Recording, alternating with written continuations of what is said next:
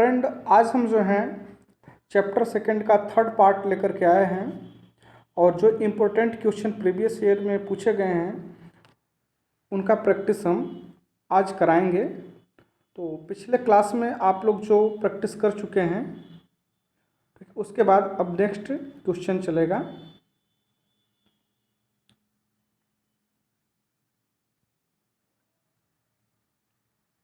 तो आज का पहला क्वेश्चन और टोटल 26 नंबर पे हम लोग पहुंच गए हैं। ठीक है, क्वेश्चन है, if the meiocyte of maize plant contain 20 chromosomes, right the number of chromosomes in the endosperm and embryo of maize grain and give reason in support of your answer. तो डियर फ्रेंड, ये आपको बता दिया गया है कि एक म्योसाइट mess है, ठीक है, इसमें 20 क्रोमोसोम है। कितने क्रोमोसोम हैं? 20 क्रोमोसोम है, इसमें 20 क्रोमोसोम है। अब आपको ये बताना है जो एंडोस्पर्म है और जो एम्ब्रियो शैक है, जो एम्ब्रियो है उसमें कितने क्रोमोसोम हैं। चलिए, तो आंसर हम लोग जानते हैं। Endosperm will have 30 chromosome. ठीक है, एंडोस्पर्म में 30 क्रोमोसोम है और जो एम्ब्रियो है, इस एम्ब्रियो में जो है 20 क्रोमोसोम है। तो इस प्रकार से जो एंडोस्पर्म है वो ट्रिप्लॉइड है 3n, और जो एम्ब्रियो सैक है ये यहाँ पे हो गया 2n, डिप्लॉइड हो गया। आइए इसको हम लोग डिटेल में समझते हैं।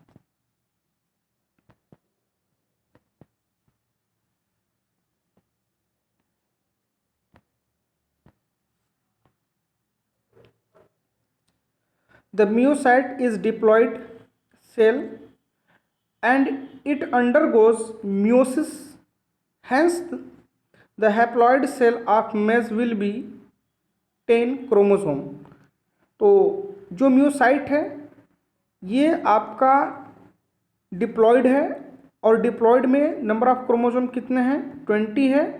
और जब इसमें मियोसिस डिवीजन होगा तो ये हैप्लॉइड हो जाएगा और हैप्लॉइड में क्रोमोसोम की संख्या हो जाएगा 10।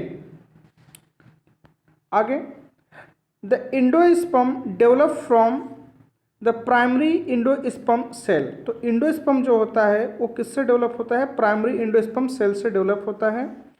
Where the primary endosperm nucleus is formed by triple fusion. और जो प्राइमरी एंडोस्पर्म न्यूक्लियस होता है वो ट्रिपल फ्यूजन के द्वारा बनता है।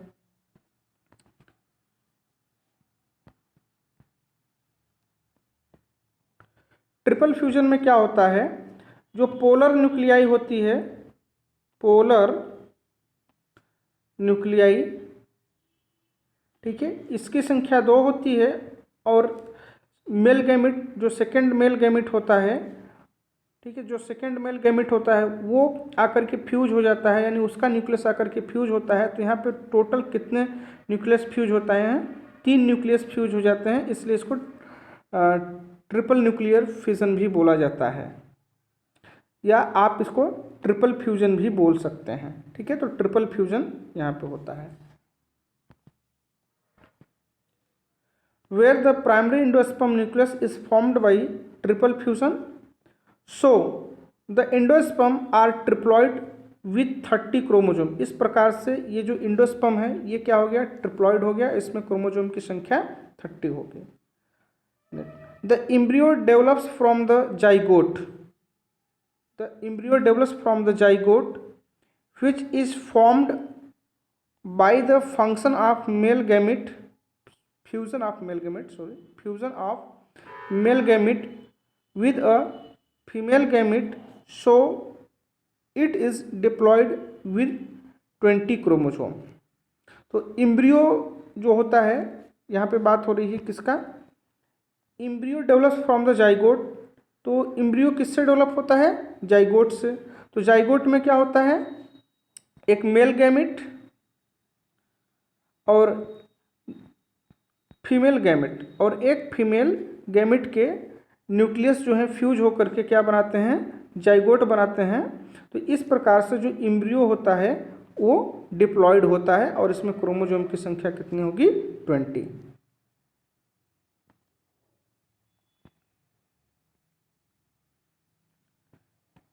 Next question, describe the endosperm development in angiosperm. तो हम लोग जो है एंजियोस्पर्म प्लांट में एंडोस्पर्म के डेवलपमेंट के बारे में यहाँ देखेंगे। और दूसरा क्वेश्चन, ठीक है, इसी क्वेश्चन को दूसरे तरीके से पूछा गया है, describe the development of endosperm after double fertilisation in an angiosperm. Why does endosperm develop precede that of the zygote. ठीक है, तो जाइगोट से पहले एंडोस्पर्म क्यों डेवलप होता है ये भी जानना है। ठीक है, चलिए आंसर इसका, endosperm development is start from the primary endosperm cell. In the most common type of endosperm development, the primary endosperm nucleus undergoes repeated mitotic division to give rise a number of free nuclei in the primary endosperm cell.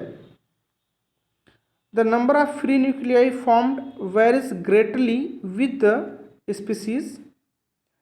At this stage of development, the endosperm is called free nuclear endosperm.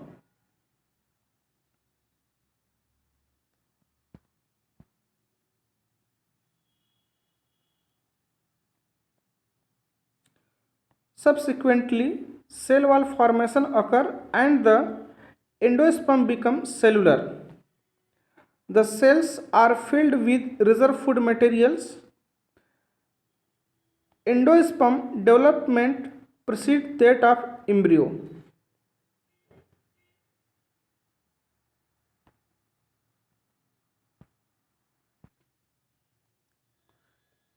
Next question, write a difference between parthenocarpy and parthenogenesis with one example।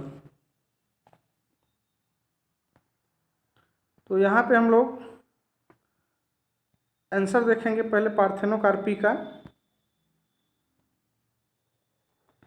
Parthenocarpy is the phenomenon of formation of fruit without fertilisation. Parthenocarpy में fruit बनता है without fertilisation का। Usually seed are not produced are not वाइएबल।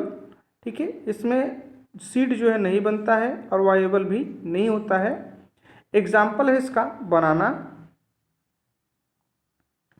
और दूसरा question जो है आपका, sorry, जो दूसरा डिफरेंस देखना था हम लोगों को पार्थेनोकार्पी और पार्थेनोजेनेसिस में, तो पार्थेनोजेनेसिस यहाँ पे देखिए, parthenogenesis is the phenomenon in which the unfertilized female gamete or ovum develops into an adult or individual। यहाँ पे an adult होगा, an adult or individual। It may be result in haploid individual। तो यहाँ पे जो individual develop होगा वो haploid होगा। ठीक है, एग्जाम्पल इसका है drone of the honey bee. तो जो ड्रोन हनी बी होते हैं वो जो है कि अनफर्टिलाइज फीमेल गैमेट या ओवम से डेवलप होते हैं और ये हैप्लॉइड होते हैं।